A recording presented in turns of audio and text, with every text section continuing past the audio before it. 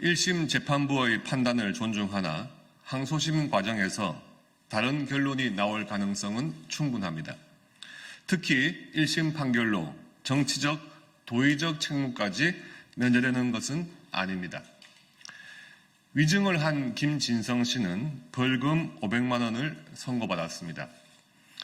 이는 위증이 실제로 있었음을 법원이 인정한 것입니다.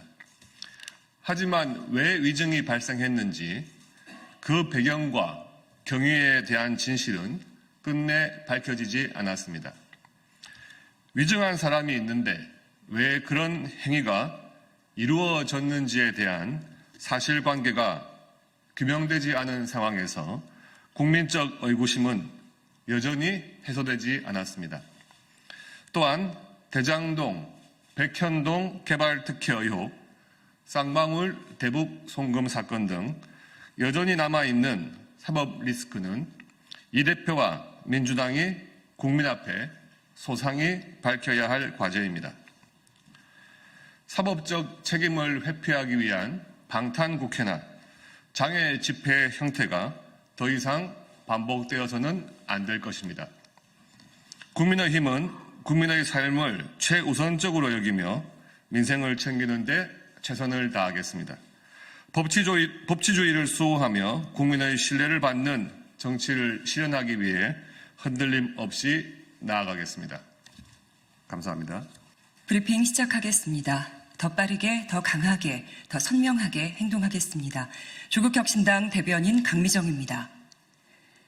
이재명 민주당 대표 등의 무죄 판결 환영합니다.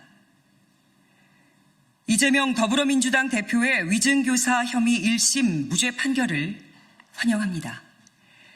아울러 김학의 불법 출금 사건 관련해 고초를 겪었던 조국혁신당의 차규근 의원, 이광철 3년은 너무 길다 특별위원회 총괄 간사, 이규원 대변인, 이들의 2심 무죄 판결도 환영합니다. 두 사건 모두 윤석열 검찰 독재 정권의 주축인 일부 정치 검사들의 먼지털이식 수사, 무리한 기소라는 공통점이 있었습니다. 사법부에 의해 바로 잡힌 겁니다. 중형 선고를 간절히 바라던 용산 대통령실과 국민의힘은 이제 하늘을 보고 짖을 겁니까? 진실을 잠시 가릴 수는 있습니다. 하지만 영원히 가릴 수는 없습니다. 윤석열, 김건희 공동정권이 잊지도 않은 죄를 뒤집어 씌워도 사법정의를 바로 세우고자 하는 사법부는 이를 물리칠 수 있다는 평범한 사실이 바로 오늘 증명되었습니다. 동트기 전 새벽이 가장 어둡다고 했습니다. 역사는 더디지만 반드시 진보합니다. 윤석열, 김건희 부부의 의혹 앞에서는 애완견이 되고 그들의 정치적 경쟁자들에 대해서는 사나운 사냥개가 되는 정치 검찰의 시대도 조만간 막을 내릴 것입니다. 조국혁신당이 맨 앞에서 가장 마지막까지 그렇게 만들 것입니다. 더불어민주당 수석대변인 조승래 의원입니다. 오늘 있었던 이재명 대표에 대한 무죄 선고와 관련해서 한 말씀 드리겠습니다. 이제 정치를 복원해야 할 때입니다. 오늘 법원이 이재명 대표의 위증교사 혐의에 대해 무죄를 선고했습니다. 사필 규정의 판결이었습니다. 오늘 판결은 진실과 정의는 반드시 승리한다는 진리를 확인시켜 주었습니다. 또한 정치검찰의 무도한 야당 탄압, 야당 대표에 대한 사법살인 시도를 멈춰 세우고 윤석열 정권이 짓밟고 무너뜨린 사법정의와 상식을 바로 세웠습니다. 애초에 말이 안 되는 무리한 기소였습니다.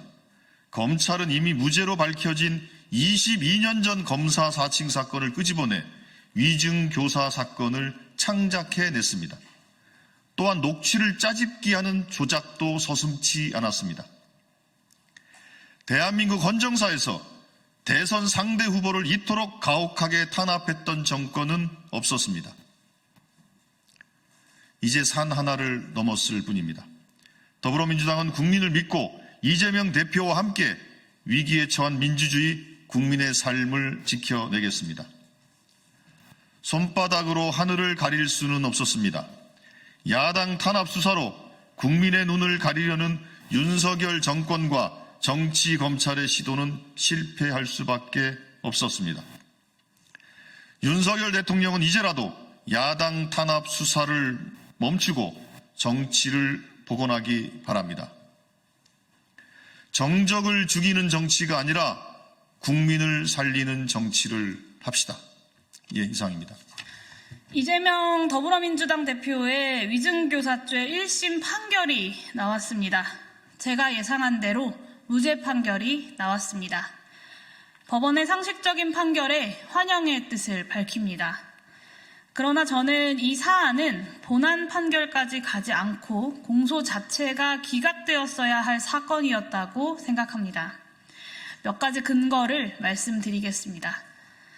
첫 번째, 검찰의 기소가 이른바 백현동 비리 사건이라는 본류와 전혀 동질성이 없는 전형적인 별건 수사에 의해서 이루어졌습니다. 이 재판까지 이르게 된 발단은 무려 22년 전으로 거슬러 올라갑니다만 여기서 그 긴 이야기를 하지는 않겠습니다. 중요한 것은 법원이 별건 수사에 의한 기소를 받아들이지 말았어야 한다는 점입니다. 사법부가 2022년 5월 형사소송법과 검찰청법을 개정해서 별건 수사를 금지한 국회를 존중한다면 더욱 그렇습니다. 둘째, 검찰이 유력한 증거자료로 제출한 이재명 당시 경기도지사와 고 김병량 전 성남시장의 수행비서 김진성 씨와의 통화 녹취록 전체를 들어보면 이재명 지사는 김진성 씨에게 있는 그대로 진술해달라고 거듭 요청합니다. 사실관계를 다르게 말해달라 요구하는 내용은 없었습니다. 피고인의 정당한 방어권 행사를 넘어서는 어떠한 위증의 요구도 확인되지 않습니다. 셋째, 이번에 검찰 측 증인으로 나선 고 김병량 성남시장의 수행비서 김진성 씨는 2020년 대법원 무죄 판결 난 허위사실 공표죄 재판에서는 피고 이재명 편에서 진술을 했던 증인입니다.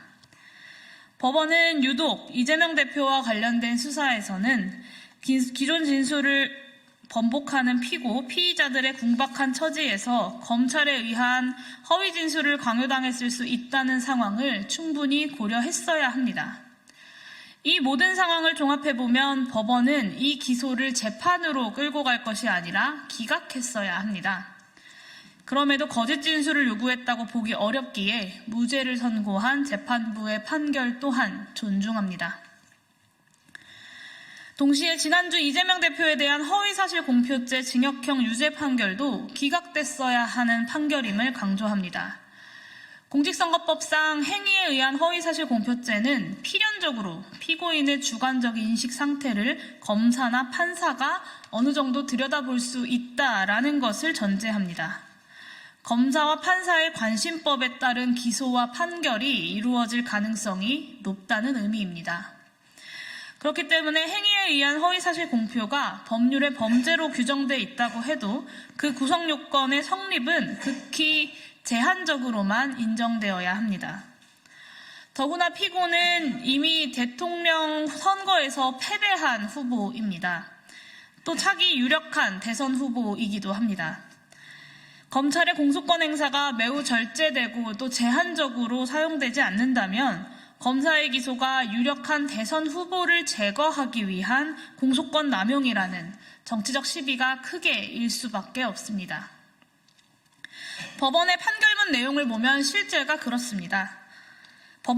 국토부가 직무유기 이런 것을 문제 삼겠다고 협박을 했다라는 이 대표의 발언은 성남시장이 식품연구원 부지매각 협조 의무가 있다는 국토부의 세 차례 공문 내용에 대한 과장일 수는 있습니다. 그렇지만 매각에 협조하라는 국토부 공문이 실제하고 더구나 자신의 시정의 정당성을 방어해야 하는 국정감사 증인의 처지로부터 나온 발언이라고 한다면 이런 정도의 과장에 대해서 허위사실 공표죄를 적용하는 것은 명백한 공소권 남용입니다. 또 다른 유죄 판결의 근거는 개탄스러울 지경입니다. 고 김문기 씨를 포함한 여럿의 얼굴이 나오는 단체 사진 일부를 캡처해서 제시한 국민의힘 의원의 사진에 대해서 원본 사진이 아니기 때문에 사진이 조작됐다고 한 이 대표의 발언을 법원은 김문기와 골프를 치지 않았다라는 발언으로 해석하고 이 해석을 유죄 판결의 근거로 삼았습니다.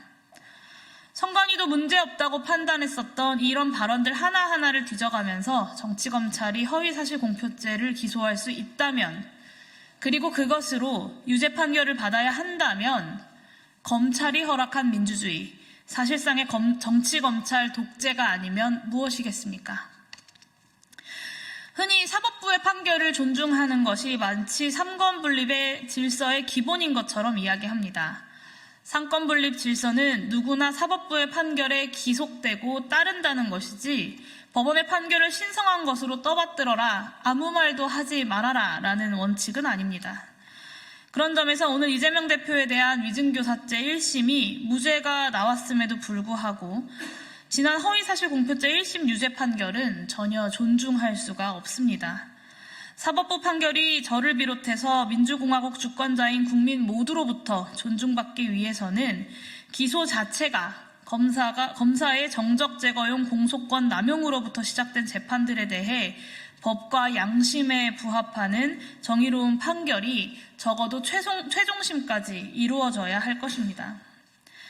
또 정치검찰은 오늘 위증교사죄 무죄 선고에 대해서 분명히 항고할 것이겠지만 법원이 공명정대하게 이조차 기각해줄 것을 기대합니다. 존경하는 국민 여러분들께도 말씀드립니다. 법원의 잘못된 판결을 잘못된 판결이라고 큰 소리로 말하는 것은 민주시민들의 권리이자 의무입니다. 법원의 정의로운 판결에 대해 잘되었다 큰 소리로 말하는 것 또한 민주시민의 권리이자 의무입니다. 그 누가 뭐라고 하더라도 주권자의 권리를 포기해서는 안 됩니다. 또한 다시 한번 호소드립니다. 정치검찰을 동원해서 민주공화국 정치를 무너뜨리고 경제를 무너뜨리고 평화를 짓밟고 국민의 생명과 안전에 무책임한 지도자를 끌어내리는 것, 그것 또한 국민의 권리이자 의무입니다. 그리고 2024년 겨울 대한민국 정치가 해내야 할 가장 중요한 과업이기도 합니다. 좌고우면하지 않고 윤석열 탄핵으로 함께 나아갑시다. 기자회견 이것으로 마치도록 하겠습니다. 감사합니다.